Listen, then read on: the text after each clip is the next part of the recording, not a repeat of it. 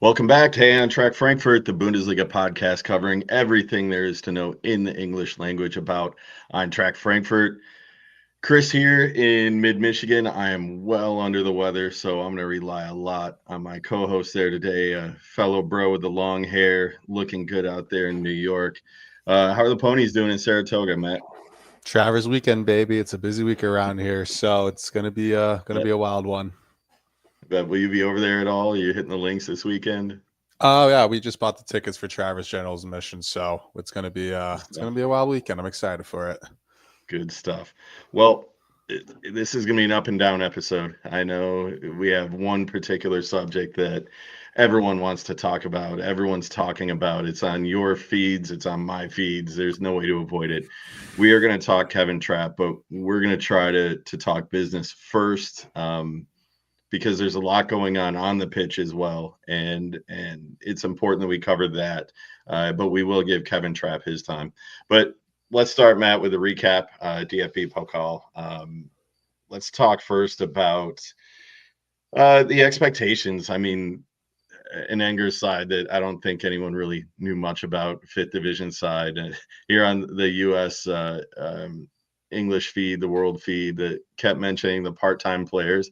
And as long as the score was 0-0 in the first half, I'm like, can you not mention the part-time players part? Because that almost made the 0-0 sound really bad. It's But just the commentators' curse that they're literally begging to give us, essentially, right? But we were all thinking about it because yeah, the way Frankfurt works, you're either winning the thing, going to the final, or losing to the first round to a club you never heard of. we were um, due, we were due yeah, for it, but I'm glad you we know what didn't. though, it just took some time. It just took some time, but once the dam broke, everything was just onslaught from that point.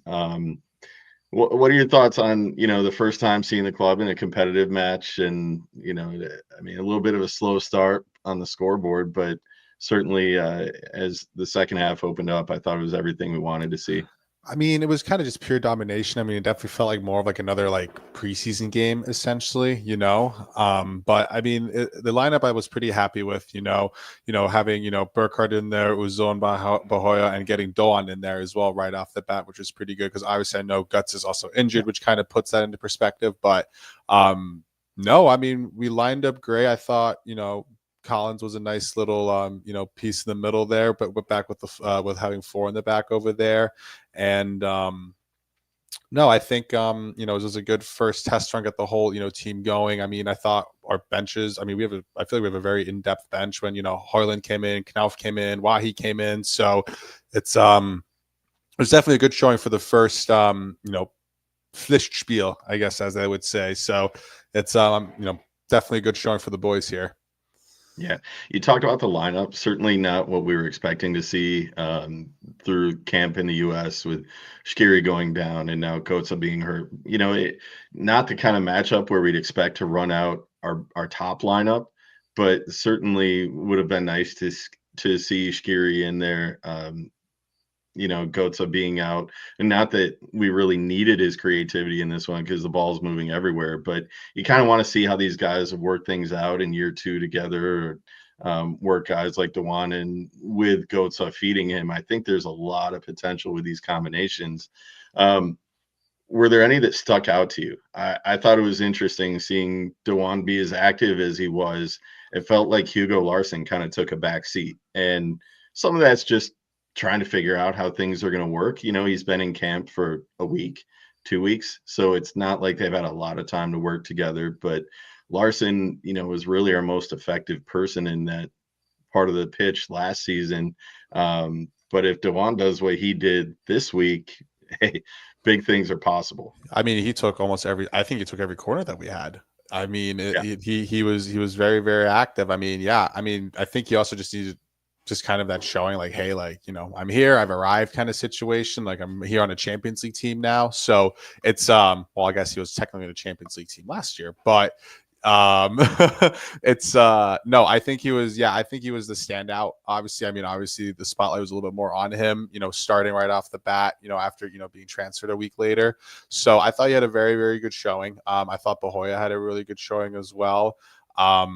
But yeah, no, I was a little disappointed with Burkhardt, if could be kind of honest. I mean, I feel like, yeah, maybe he should score a goal and be a 9. I think he assisted one of the goals, if I'm not mistaken. But I was hoping at least he could get on the score sheet for us. But I mean, we had 5 other people, or 4 other people technically, with Doan scoring 2. So I think that's even a better situation than I could expect. So. Yeah, and again, there's not a lot you can feel out against a lower division side like that. But I Like, who thought did you like? Who did stood out for you? I thought Bohoya looked nice, and he came on late last year. I thought he looked really good here in the States this summer. That's a guy that we want to see more of. I'm don't that left side is kind of a weird situation. Um, for so many years with Kostic there, it was our only option. But since then, we haven't really had much of a left side attack. Tell me if I'm wrong, but um, it's kind of been a hit or miss. But I think Bohoya's showed some one-on-one creativity, broke down defenders a little bit. And if he could do more of that, certainly everyone's going to look at that right side as the biggest threat just because of the names that are pushing the ball there. But if that gives him space on the left side to work, I think that could be an interesting situation, especially with Chanu's in there. I want to see him get a little more involved. It's not that he was bad. I don't really think there was anything too bad there. But I want to see more. It's hard It to seemed like a complain in trial this run with him. situation. It seemed like a trial run with him playing that 10 role, and I don't know why. I think because I feel like he usually, if he does sit in that role when him and Guts to play, I feel like he kind of goes a little bit wider sometimes. So I feel like he was asked to be a little more central, which made it feel like he wasn't as effective as he could have been or should have been. I feel like there's a little bit of a test run from And Dino. maybe we get a little complacent since Goats has eyes in the back of his head. He sees everything at all times. It takes a little Yep. more awareness for most players to feel out that part of the pitch, but it's kind of hard to complain when the stats show 84% possession and 10 shots on target, 31 shots total, 10 on target. And it wasn't that we were sailing the ball over the net. I mean, they just put everybody in front of the ball that they could because they really couldn't take possession back. And Mm-hmm. I'd like to say something about our defense. There was one breakdown, the one I'm talking about, where Grawl got out Literally within there the and first 10-15 minutes. yeah, it kind of looked like Philadelphia all over again, where the breakdown just kind of happened and Grawl was stuck there in no man's land. And fortunately, I don't know who covered the goal line, but we can't let that be a thing. It's one of those No. things where when I was playing as a defender, even as a keeper, these matches were the worst because you get a little complacent. You get a little flat-footed as the ball is moving so far down the pitch that not that you're standing around, but you do lose a little bit of that spatial awareness and what's going on. And I think that's kind of what happened there. A team that is a part-time team, as was mentioned over and over, all of their legs were exhausted in the first 30 minutes, and you could tell. And I think Yeah. that was kind of their one grasp for glory that fortunately worked out in our favor. Could you imagine the social media if that had gone against us? If we had gone down at that point in the match and been fighting from behind, it takes on a Well, it would have whole been a different different story energy if they scored that. I for mean, sure. it would have been I mean, that wouldn't be the first time. It'd be one of the Yeah, I'm worst not going to times, but it say wouldn't be the first time. I'm not going to say we would have lost, but it certainly would have been a nail biter. But I But here's think the thing, that like at least as soon as Bahoya scored and then, the second half came on, it seemed like it was yeah, already a wash up. Like, pack up your bags. Like, now we're just playing like a charity game essentially. Like, let's just kind of do this. the first one was good. The second one before the break was huge because everyone just calmed down. All right, Yep. this is where we're supposed to be at 2-0. And then, kind of a quiet second half, get the third goal from Doan. And then, the subs come in, Wahi and Aronson getting his first. That was Wahi's first, I think, with us as Yep. well. Yep. Just really positive to see both those guys on the board. And I fought a lot of people. It's not the American homer in me. I truly think Paxton Aronson can bring something to this group. I'd rather have him train with our senior team now than go out on loan again and that we never see him. It's not like he had to fight a lot for that goal. It was garbage time goal. But, your first one has to come from somewhere. And I'm not going to read more into it than what it is. He got on the goal sheet, and he's going to have a lot of energy next time he sees the pitch. Who knows when that's going to be? But exactly, and with recent rumors now, that may be his last outing with us. So it's I always hate these times. Like I wish the transfer window would end when the season started for various or I wish all the leagues just started at the same time, because yeah, great. Aronson scored a goal, but now the Colorado Rapids are looking at him right now. That is looking like a deal from 9 p.m. Eastern time on a Tuesday, August 19th. Now,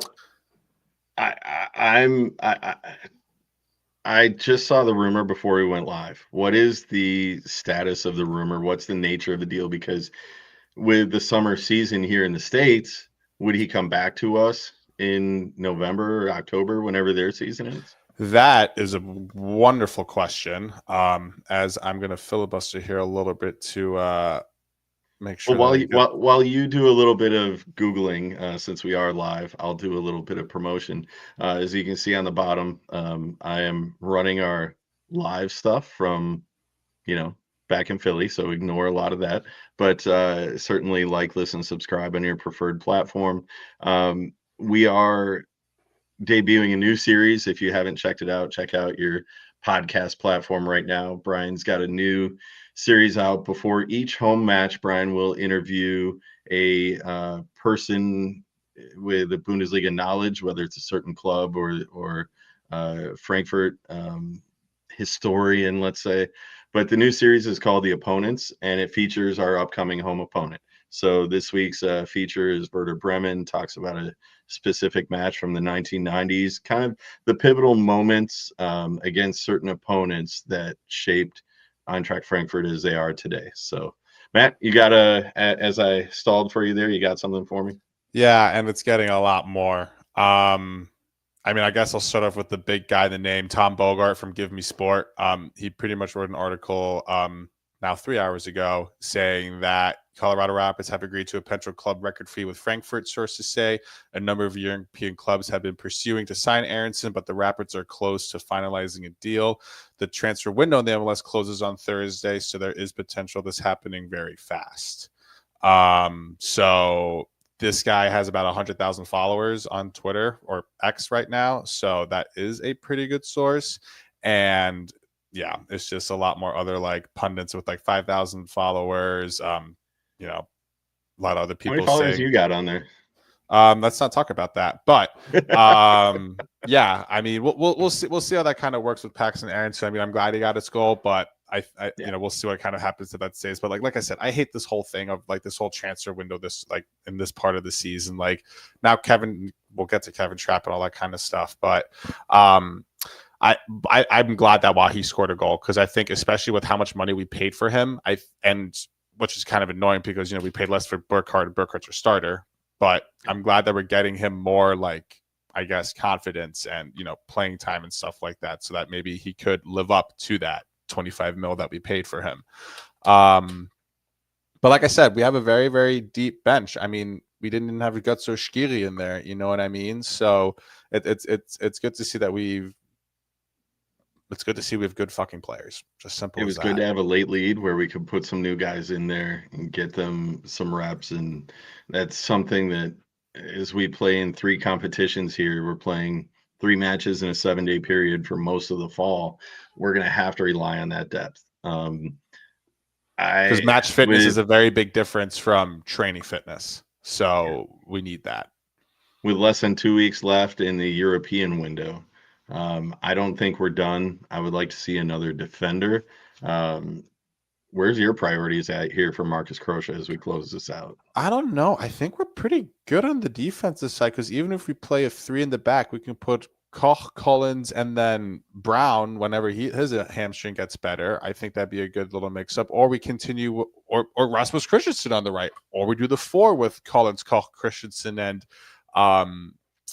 Nathaniel Brown. So I'm pretty happy with our defense. I think it's definitely going to be just another big year for Koch to really demand more from the defense, especially not having Kevin Trapp in his back anymore. Now it's just going to be kind of him. So you don't think we need an immediate replacement for Tuta over there? No, because we still have Smolcic. We still have Artur Teat. You know, Niels Nkunku, I think, is a great left back as well. He's got some size too. I don't really think so. Okay.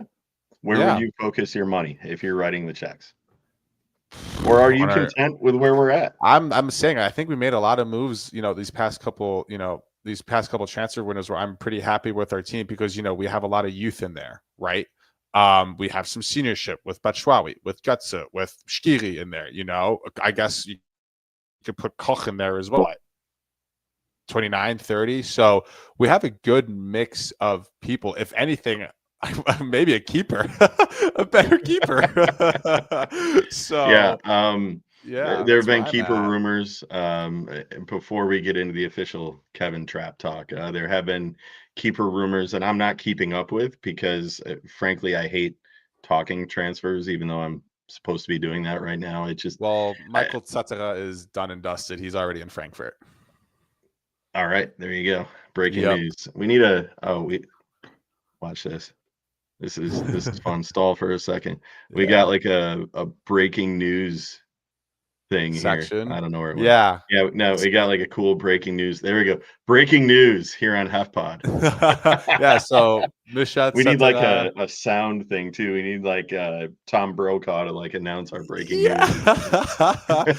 and we need like the old Telegram thing where it goes like we're doing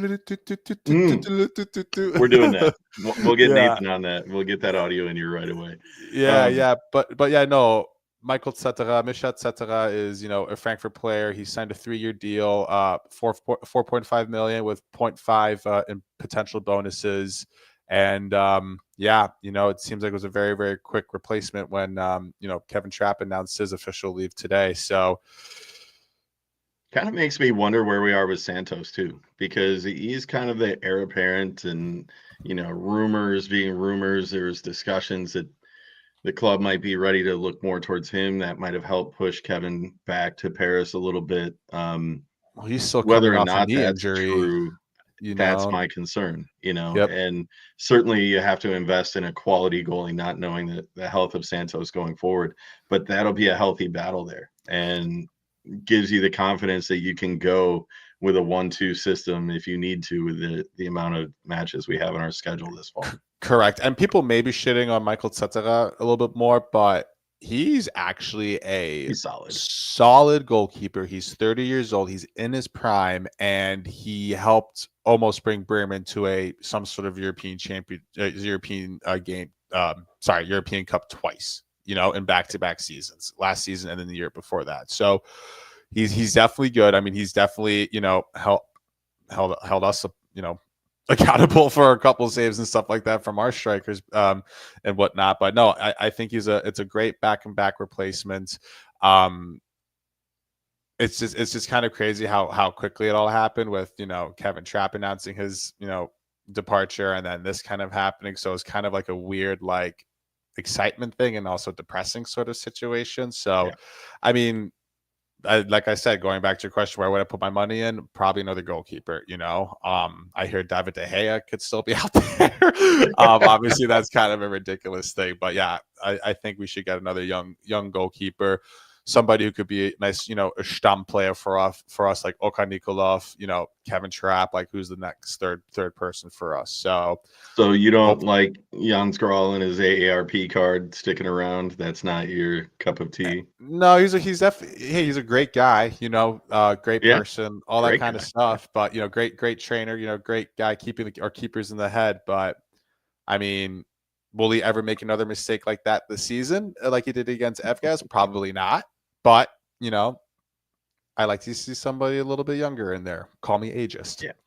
Yep. No, you're not wrong. Um, Speaking of ages, I don't even know where I'm going with that. I had to come up with a segue. What are the kids drinking these days? What are you and your wife putting down this week, or what will you be drinking at the races this weekend? Probably just keeping it light because it'll be a little bit of a binger kind of thing. But we have we're gonna go to Treehouse Brewing over here. So Good that stuff. place opened up. No. Good stuff. If you're an IPA fan, that is like the IPA heaven essentially. So yeah, IPA Saratoga in Treehouse. So I work for a Dutch company. By the way, I got to give a shout out to because I haven't been on in a couple weeks now since we got back. Brauhaus Schmitz in Philadelphia hosted us. Outstanding job from Doug and his team at Brauhaus Schmitz in Philly. Hossman on tap was just. Too I much. had to cut it off early. It was too good. Too good and too much. When you are stuck drinking it out of the can, I mean that's not a bad thing because it's good in the can. I can get it right down the street from me, but when you have it, what do they say, Vom Foss, and in that quantity, it's just so good that you got to cut it off at the right time because it can hit you real quick. But It's different, uh, man. But what are you such a drinking this good time weekend? there. But I work for a Dutch company, and one of my friends over there does some distilling. A place called Friendship over in Oh, Amsterdam. It's a caramel infused vodka made in Amsterdam, and I am quite under the weather. All is my elixir, and it is 10:40 p.m. here on the East Coast. I'm having an espresso martini in my 125 anniversary glassware because I'm barely alive right now, and this is that espresso at 10:30 at night is going to keep me alive. I was gonna say if you put the vodka in, that may clear all the shit in you. I got it. I got it. Well, I have 2 shots in there right now, so it's There you doing its go. job.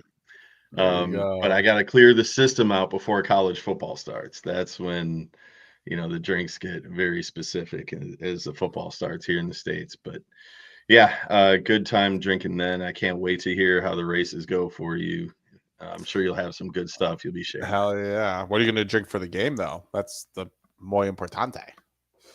Well, it is a 9:30 in the morning start, so I might go back to these espresso martinis. They're There you go. You really, can't drink all day if you don't really start good. in the morning, Chris. By the way, the caramel infused vodka just adds a whole different element to that. Yeah, because you I keep mean, on like, sipping and you're like, how is this interesting? Like, why does it taste so yeah, exactly, good? exactly. Matt, I wanted to avoid it. We can't avoid it. We're gonna spend You're gonna make me cry, plenty of dude. time on this. This is a no judgment zone. It's a safe space.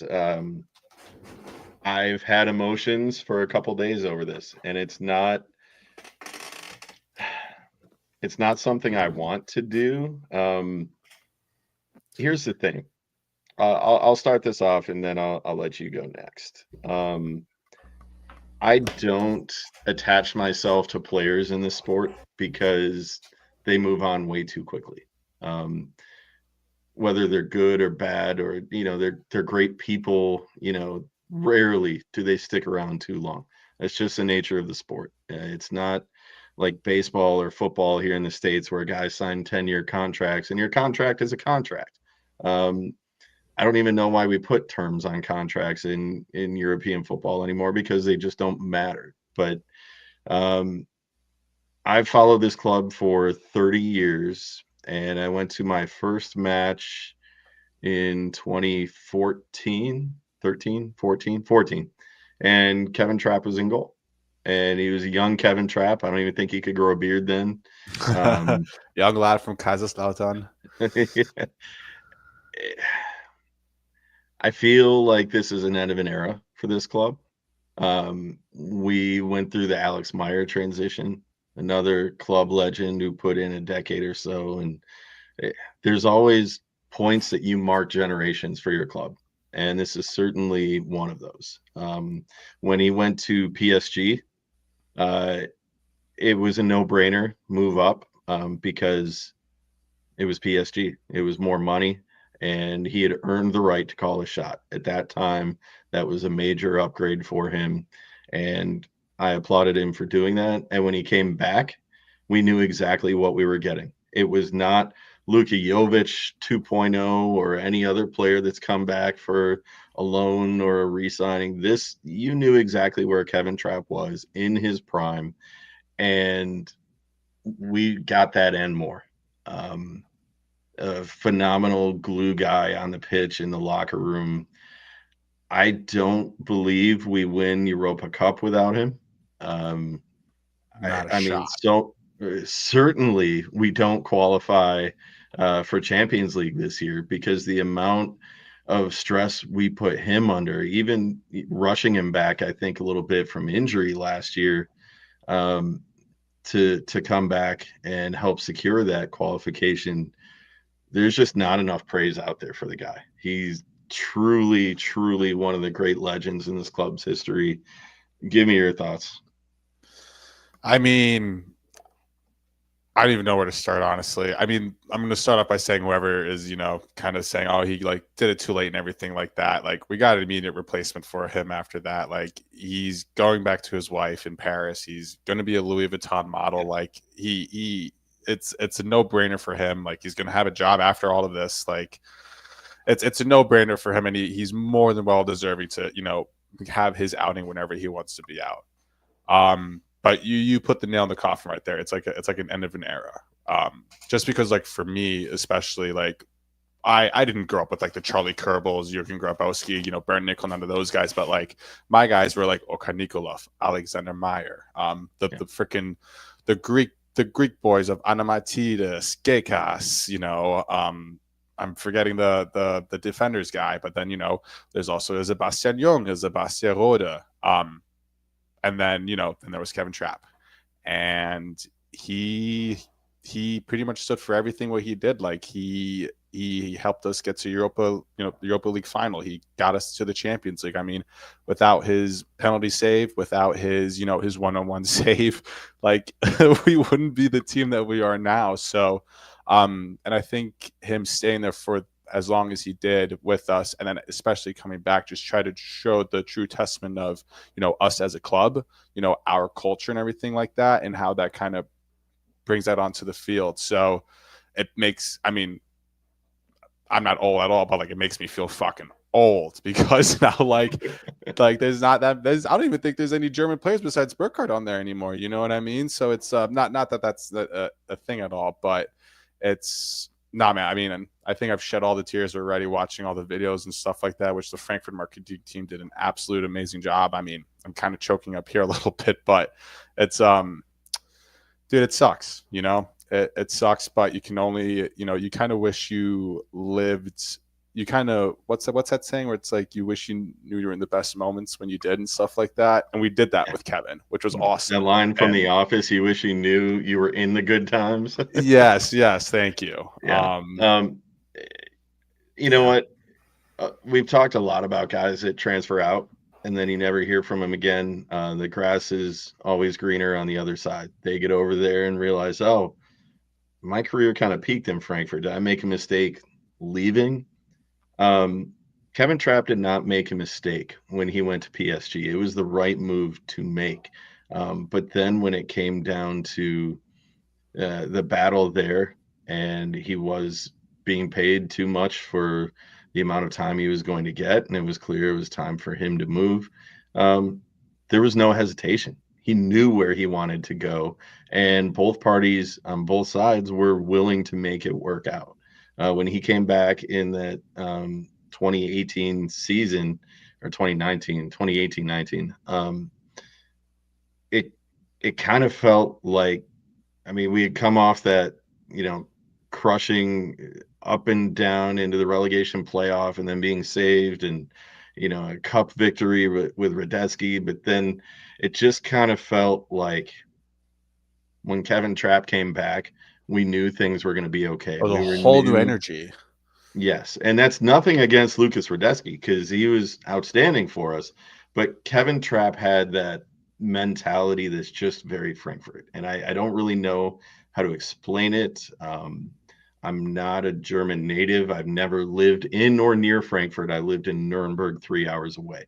But there's something about the vibe in that town that Kevin Trapp just kind of embodied. And, he identified with the fans so much that I'm told that the take he made the video for today took multiple shots. I Or the don't one that doubt was it, dude. released today. He I mean, looked it took he looked me horrible. multiple shots to get through it. No, And I then had to in pause German it. and English too. It made it even worse for a non-German speaker like me. Like I said, the marketing department literally made a great job in putting us into our fields and stuff like that. But no, he's literally the emperor of Frankfurt. Like, you can tell from the fans, like the kids, like the guy's just such a good fucking dude, and he's just an amazing soccer player, which is a great thing on top of that, and like he's had the most ideal career if you think about it. He's shit team with Kaiserslautern in like the second, or even I think they were in the third league when he played with them. Goes to Frankfurt, is a stud as a young kid, goes to a big baller team like PSG, plays great there, Champions League, all that stuff, and then goes back to Frankfurt and then does another, couple years or so. So like, he was definitely Germany's best keeper at one point too. Like, he's had it's literally perfect. And like, the way he said, like, he wants to leave on top rather than, somebody saying, oh, we need to get rid of him, which, side note, he was a little bit worse last year, but he's still Kevin Trapp. You know what I mean? I didn't say that, but no, he's had the perfect career. I mean, he's everything like a professional soccer player, keeper, or even just a professional person should look up to, just because the commitment he put in, the heart he showed, and yeah, Well, let's it's cut a the other big side, hole. because there's some people that say, why now? Why are we praising this guy when he walked out a week before the season starts? But there's another side to this that I think is important to cover. These guys are making a ton of money, 3 to 4 mil a year for a guy like Kevin Trapp. He's still a person. He's still got a family. He's still got ambitions. And as much as we live and die with this one club, this is his career. This is his future career. The Louis Vuitton thing, that's not a joke to him. I mean, the guy That's is sick. He's gonna the guy model is with his wife. That's the passionate as best fuck, ideal man. Like thing. that, yes, and this is what you want a well-rounded player to do, is know when it's time to move on after he's achieved what he wanted to achieve in qualifying Champions League through the table and leaving the place better than he found it. And I understand the sentiment about him leaving late. I talked to him one-on-one here in the States, and certainly this was not brought up because it wasn't on anyone's radar, but there was no indication that this could be possible. But I think when it does come up, you just know. And you could tell today that he was uncomfortable with some of the attention that it received. But any of us would do the same. I just made a move from my dream job to a different job because it was the best thing for my family. Is it what I wanted to do? Probably not. But I made the move because it was the best thing for my family. And these athletes sometimes are not afforded the opportunity to make those decisions without a shitload of criticism. So I get it because of the timing being a little awkward in the schedule, but also he's not somebody that owes us anything. If anything, we owe him way more than we could ever repay him.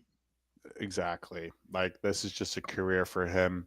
He's having a second career. He has a second career lined up. He's not going to be, one of these professional players that waste all their money at once and then broke afterwards. Like, yeah, I mean, he's also 35, like there's also that aspect of it. So, I mean, he's leaving on top. He's leaving as the king, arguably probably a better goalkeeper than Okan Nikolov, honestly.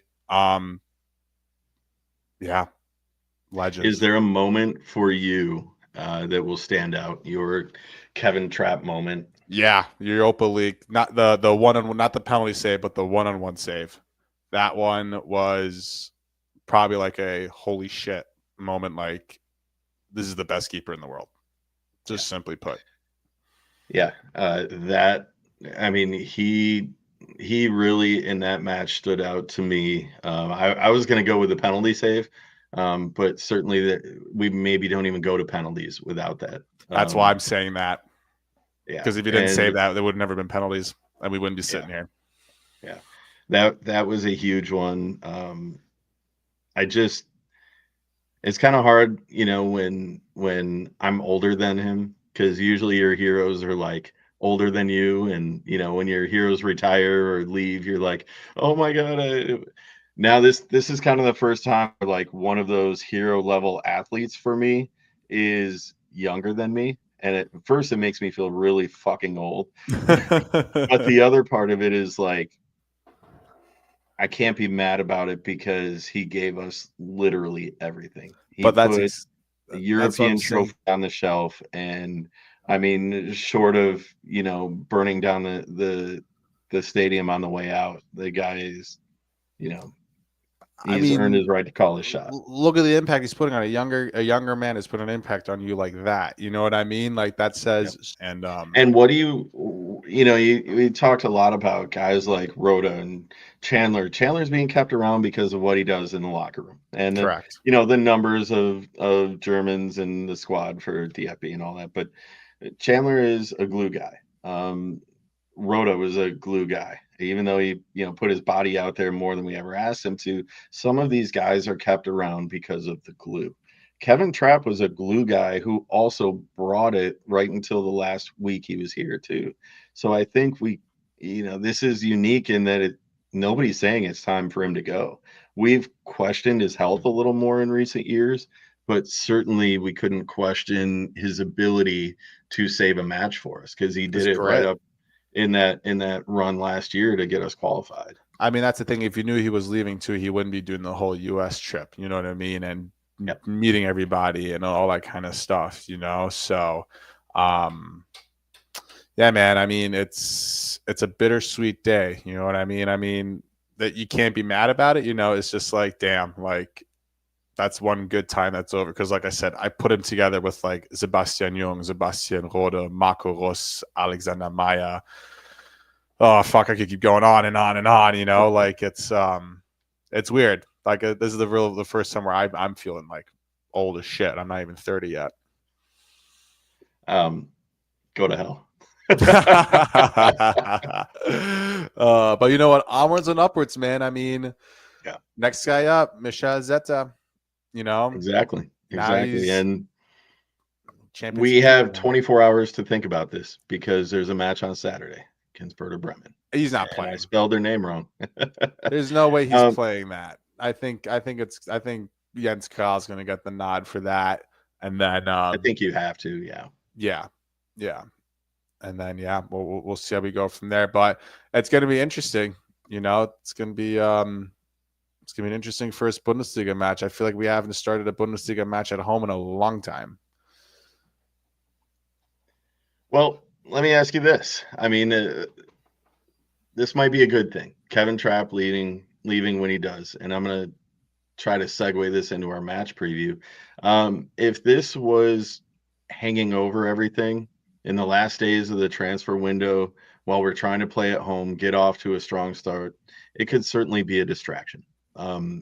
Maybe there's something to this being handled the way it was, the timing of it working in our favor, because no one's going to ask the question Saturday. Certainly he'll be talked about, but it's not going to impact what's going on, because we know who our guy is, probably Grawl, through this week of training. I mean, yeah. I mean, I think the team may have known even before the DFB game, or the DFB Pokal game, honestly. So, and the way that Jens Karl got already his, rust off, he's made his one stupid mistake. He's not going to do it at all on Saturday. So at least we're in the clear for that. Sorry, my computer like blacked out on me, so I just completely lost track of my thought. You tend to do that often. Yes. Yes, I do. Talk to me about Werder Bremen. Like you said, they kind of quietly did some things last year, but also they didn't really make moves that, are going to splash and make them, skyrocket up a table this year. What?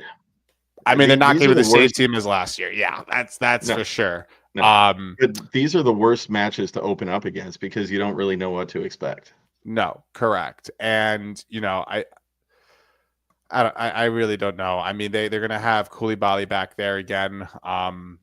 Who's like who's like a young, defensive guy that they really like, who lacks kind of, a lot of experience right now. They have another guy named, I think, fucking, what's his name? Like the Norwegian guy. I don't even know. I was trying to do as much research as I could from here, but they do have a good guy from Juventus coming in, who's I think his name was like Bugala and Angola. Bangula, whatever. Yeah. Yeah. So I guess that he could be a kind of a little bit of a threat against us, but I really don't know too much, about this team. I don't really think they're going to be as good as they were last year, especially losing a goalkeeper this quickly. So yeah, we'll have to see. We'll have to see with that, but I think we should be in total control from the midfield on. Yeah. These openers are already, I can't use that term anymore, a trap game. It's, it's been taken away from us, but that's one where I would usually rely on a Kevin Trapp in an early season up and down affair. But I think the way that we put things together, not a lot of crazy roster turnover over the summer, adding guys like Doan and Burkhardt, and having Burkhardt on tour is huge. Getting the extra practices here in the States, and then Doan fitting in pretty seamlessly for that cup match. I think we're ahead of schedule as far as our roster development. And that should be a benefit to us, playing some tough preseason matches and getting pretty healthy through it all too. Scary, a little beat up and goats out, but for the most part, we're healthy going into the season, and that's a key that we haven't had the last few years, where we've had key players with either still rehabbing injuries from the spring or coming into camp beat up. But certainly I like where we're at physically right now. I don't think we have an issue with this one. I'm still not allowed to pick clean sheets, at least for a few weeks here, with the uncertainty in goal. But I'm going to predict a 3-2 score here. We might even come out a little bit slow just on the emotion of the weekend. Handling emotions at home for this club is never an easy thing. The Northwest Curve will do their thing, and Kevin Trapp, I don't know if he's already traveled to Paris, but if he got a send-off, he'll be there. I think he'll be there. They'll I think like before the game, before they walk out, he'll wave to the crowd, say goodbye and stuff like that. If he got a Marmouche style send-off, I just, I'll probably I hope they show it on my couch. Yeah. I hope they show it. That would be huge, but certainly do that after the match. Don't come out before the match and get everyone distracted. No, that's for sure. That's for sure. But yeah, what do you got for a prediction there? I think we're going to win this game 3-1 at the most. Or have like a 2-goal win, essentially 2-goal cushion. But I think it's going to be a good game. I think I really like our schedule, starting off with Werder and Hoffenheim, somewhat like easier, not easy games, but easier games that we can, get good results from before we get the, Leverkusen, well, whatever Leverkusen is this year, since what they had so many changes. So yeah, I mean, I think we're going to win 3-1. I think Doan, may stay hot, get another goal in. If Gutsa doesn't play, obviously, because if Gutsa plays, I don't think there'll be a switch. And then maybe let's talk about because you and I have not officially gone on the air with our season predictions. Give me your top 4 and who's getting relegated. Top 4. We're gonna go or more. If we're not in your top 4, please tell me where we're gonna be. I think we're gonna be top 3. I definitely think we're gonna be top 3. I think Bayern's probably going to win it again. Breaking news. And I Dortmund, man. I think Dortmund has somehow figured it out towards the end of the season. I think they're going to be a wagon. I think they're going to actually compete with Bayern. Yeah, I think it's just going to be the usual suspect with Bayern and Dortmund and us in third, because I don't see Freiburg doing too much, especially losing, Doan. Wow, that was stuck. And then, yeah, I don't see Leipzig doing too much either, especially with the potential leave of Xavi Simmons over there. Obviously, Šeško's gone now too. So, yeah, I see us being in the top 3. And then who's getting relegated? I think Hoffenheim is out of here. I think Zampoli is out of here, and I think Augsburg is out of here, especially Augsburg, because I don't think they won a single game in their last like 8 games, and they somehow still survived. So I don't know We anything have about them their on the list preseason. every year, though. Like every year, we're saying this is the year Augsburg goes down, and they do. Like they lost their last 4 at the end of last year, and still somehow finished like 12th because they were, stupid, scary good early, and then fell off a cliff. But I, I'm going to agree with you. I think Bayern 1, Dortmund 2, and we're going to be third. Actually, I think we flirt with the top for a month or so. Um, I just really like our form right now. I mean, we're not going to carry it too long. We kind of did the same last year with a hot start, and I expect the exact same thing this year. Um, if we kept ourselves in that top 3 all year, kind of like we did last year, and then the year before where we held on to 6 from like December 5th on to the Yeah, end of the year, crazy consistency, but that kind of consistency is good. I mean, I would much rather have that than be an elevator going up and down all season and stressing everybody out. If we can be consistently top 4 and go deep into 3 competitions, um, I like our chances there. I mean, without knowing the draw for Champions League or what we have next in the cup, if we can go deep runs in all of those and still finish in the top 4, I'm going to be thrilled. oh Um, yeah, for I sure. think And we're the third best group right now. I would put the money on that. But also, I do worry if we do make a deep run in Champions League, it's going to kind of turn into that Oliver Glasner situation where you got to pick one or the other because there's no way you can do both. I We agree. don't have the depth to do that yet.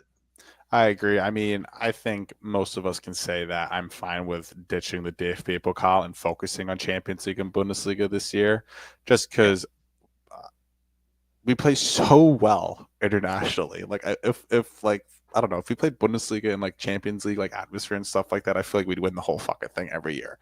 Yeah. Um And so there's something too to, we always talk about like the money that comes with Champions League. Getting out of the group is huge for the money, but qualifying year over year through the league would just be massive for us because that's another year of financial stability and European earnings that, it just that's when you get players wanting to come here and not turning this into the stepping stone, mhm. like Kevin Trapp wanted to be here and stuck it out for 10 years over 2 stints. Um, you're not going to find a lot of guys like that. But I think the word is out now that Frankfurt is a destination in the right situation. And that's kind of Correct. what I want it to become is a place where people say, you know what, there are offers to go other places. I want to stick this out because I like what we're doing here. I agree. And I think the more we play like in Champions League, the more recognition we'll get, the more international fans we'll get, especially with the amount of, international players we have. And especially now we have Doan, like another Japanese guy back there, like we're going to continue having that side of the world be fans of us.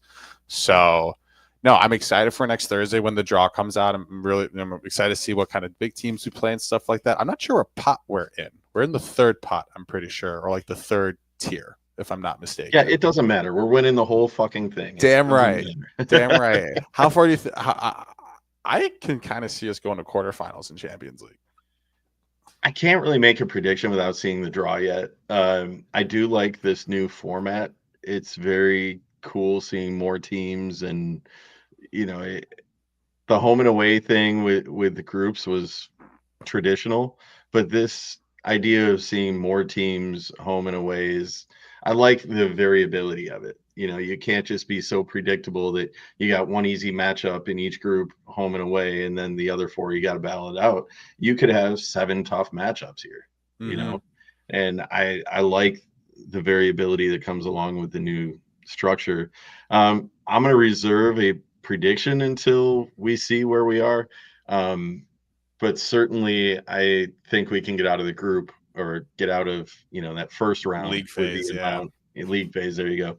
With the depth we have. But matchups mean everything. I So agree. And like that's what I meant too with like, playing 5 different teams. Like we're marketing our team to 5 different, hopefully 5 different countries, So and seeing guys on these teams, how many times have we played in Antwerp and then go grab a player from there the following summer? Like, yep. I wish mean, we could say the same thing for Barcelona. They see that. Yeah, I know. No. I wish.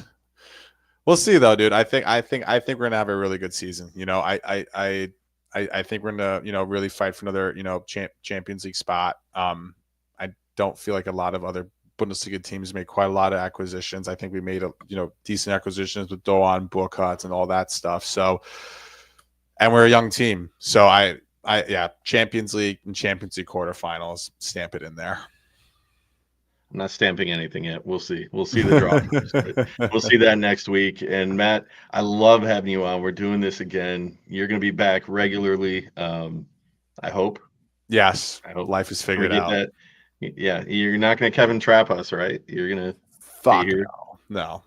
This is fortunately a lifetime thing. So Well, we appreciate people tuning in on YouTube. All of our information below on YouTube at HEF Pod and X at HEF Pod, Blue Sky at HEF Pod, all so on and so forth at the bottom of the screen. And certainly we'll be sharing more content on our socials. Be sure to check out Brian's work on the opposition dropping. Oh, it's already out. Yeah. And then he'll have a new one before the next home match. So Matt, where are we finding you on social media to tell you how bad your predictions are? Matt SGE New York on the Twitter space, guys. Still doing the Twitter thing. I'm not getting rid of that. It's staying Twitter. I'm not calling it X. The fuck is that? I'm with you. I love Twitter. I couldn't deal with the cesspool of trash on there anymore. It was too much. But I still am on Instagram. If you want to tell me how lousy my predictions are, at Chris N. Monroe. And I want to quickly add to your wife had the funniest post about Kevin Trapp on her story where she looks like she's pissed off at him. Like, no, you're not leaving. I was on the floor for that. So the story behind that, I don't know. I mean, if people were on the trip, they heard about it, but the coffee situation in the team hotel in Louisville was lousy. And if anybody has known Kevin Trapp for more than 2 minutes, the man loves his coffee, and he could not find good espresso anywhere. And my wife absolutely loves coffee. And so at the team event in Louisville, they were talking about coffee, and he's like, I'm drinking shit right now. I need the good stuff. And the moment that I captured that photo with her like being upset for him, now I've turned it around and been like, you yelled at him. That's why he left us. She did not appreciate the way I turned that around on her. But oh my God. It's been such a source for the last like 24 hours of like, why did you run him out of town like that? That's the worst thing you could have done. That's funny. And it's a good time. We're going to miss Kevin Trapp, but certainly life goes on. The club continues. We're going to be here to follow every minute of it. Episode 361 is in the books. Episode 362 will come to you next week as we follow up on Werder Bremen and look forward to match day 2. Matt, good talking to you. We'll do it again next time. Damn right, Chris. I'll see you then. Frankfurt, la la la la la.